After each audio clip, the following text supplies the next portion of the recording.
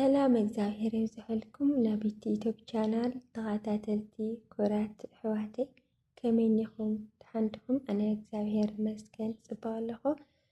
ኩራት ኣሕዋተይ ኣብ ከከ ዘለኹምኩ ሰላምኩም ይብዛሕለይ እናበልከ እና እንኳዕ ኣብፅሐና ኣብፅሐኩም ንሰንበተ ክርስቲያን ኩራት ኣሕዋተይ ለመዓልቲ ከዓ ፍጥር ዝበለ ስነ ጽሑፍ እየ ሒዘልኩም መፅእ ዘለኹ እሞ እስካብ መጨረሽታ ክትከታተሉኒ ብትሕትና ይላወ ኩራት ኣሕዋተይ እና ቅድሚ ላፍታ ኣርእስቲ መዋለይ ሓደሽቲ ዝኾንኩም ኩልኹም ልዛ ቻናለይ ሳብስክራይብ እና ላይክ እና ግበርኩም ኣተባብዕኒ ሓደሽቲ ዝኾንኩም እውን ዝገበርኩም ለይውን ብጣዕሚ እየ ካብ ልበይ ለመስግን እግዚአብሔር ያኽብረለይ ኩራት ኣሕዋተይ እና ላፍታ ቪድዮ ከብለኩም የኩራት ቤተሰብ ክሽካብ መጨረሽታ ብጽሞና ተኸታተልዋ ኢኹም።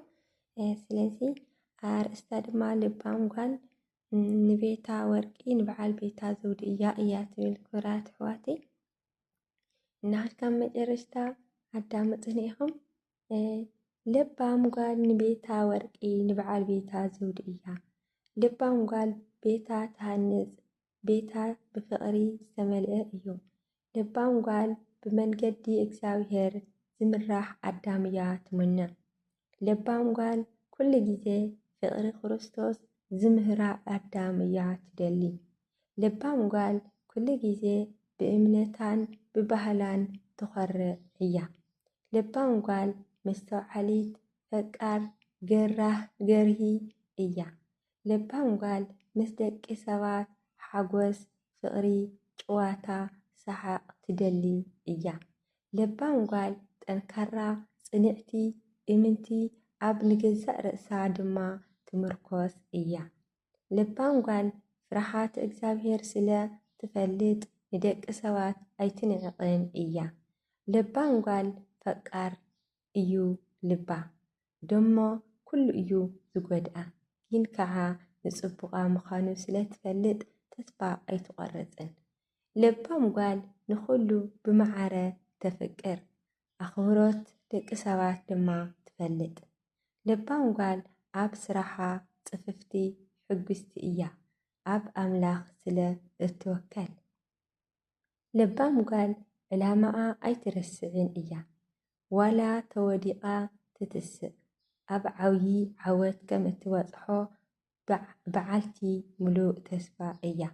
ልባም ጓል ተባዕ እያ ኣብ ዘይተኣምነሉ ነገር ደው ኣይትብሊ እያ። ልባም ጓል ንዕላማኣ እምበር ንሰባት ዘይትኽተል እያ። ልባም ጓል ትሕቲ ኢላ እግሪ በዓል ቤታ እትሓጽብ እያ። ልባማት ሔዋናት ይግበረና ፈጣሪ። ብሩኽ ሰንበት ክርስቲያን ይኹነና። ኩራት ኣሕዋተይ እዛ ስነ ጽሑፍ ዘቕረብኩልኩም ሕፅር ኢላ ጽፍፍ ኢላ እያ እሞ ክስካብ መጨረሽታ ሰሚዕኹምዋ ኣዳሚፅኩምዋ ክትኮኑ ድማ ተስፋ ይገብር። ስምዕዋ እውን ደጊምኩም ደጋጊምኩም ብጣዕሚ መሳጢት ብጣዕሚ እያ ስነ ጽሑፋ ብእውነት እንድዒ ኣነ በተለይ ማለት እዩ ደቂ ኣንስትዮ ኣብ ስደት ዘለና ትጠቕመና እያ ብዝብል ዝኣክል እየ ሒዘያ መፅእ ዘለኹ ኩራት ኣሕዋተይ። ካብ ደጉምንዎ ምስቲ ሰንበት ብምዃኑ እናተመሃሃርና እዩ እሞ ኩራት ኣሕዋተይ። ስለዚ ደጊምኩም ደጋጊምኩም ክሰምዕዋ ድማ ብትሕትና ይላወ ኩራት ኣሕዋተይ እና ብድጋሚ ሓደሽቲ ዝኾንኩም ልዛ ቻናለይ ሳብስክራይብ ላይክ እናገበርኩም ከተተባብዕኒ ድማ ብትሕትና ይላወ። እና ሓፍትኸም እውን ንዓኻትኩም ጠቓሚ እዩ ዝብሎ ንዓኻትኩም መሃሪ እዩ ዝብሎ ኩሉ ግዜ ብዙይ ክለቃልኩም እየ ኩራት ኣሕዋተይ።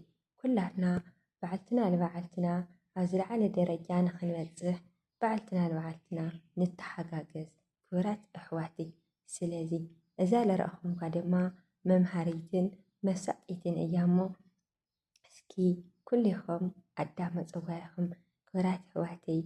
ላይክ ሸር ሳብስክራይብ እናገበርኩም ግን ያወ ናይካትኩም ምትብባዕ ኣይፈለየኒ ክቡራት ኣሕዋተይ ሰንበት ቅድስቲ ሰንበት ጥዕምቲ እያ እሞ ሰንበተ ክርስቲያን እንኳ ኣውፅሐኩም ኣውፅሐና እናበልክ እየ ክቡራት ኣሕዋተይ። ስለዚ ኣብ ክክ ዘለኹምዎ ሰላምን ጥዕናን እግዚአብሔር ኣምላኽ ይውዝሐልኩም። ሰላምኩም እየ ዝምነ እሞ ሰላም ንኩሉ ወዲ ሰብ ክቡራት ኣሕዋተይ። እስካብ ሕዚ ሰዓት ብፅሞና ዝተኸታተልኩምኒ ዘዳመፅኩምኒ ድማ ብጣዕሚ እየ ለመስግን። እግዚአብሔር ኣምላኽ ያኽብረልይ ክቡራት ኣሕዋተይ ይቐኒየልይ። እስካብ ብኻልእ ትሕዝቶ ዝመፀኩም ድማ ሰላም ቅንያት ክቡራት ኣሕዋተይ ብጣዕሚ እየ ለመስግን። ቻው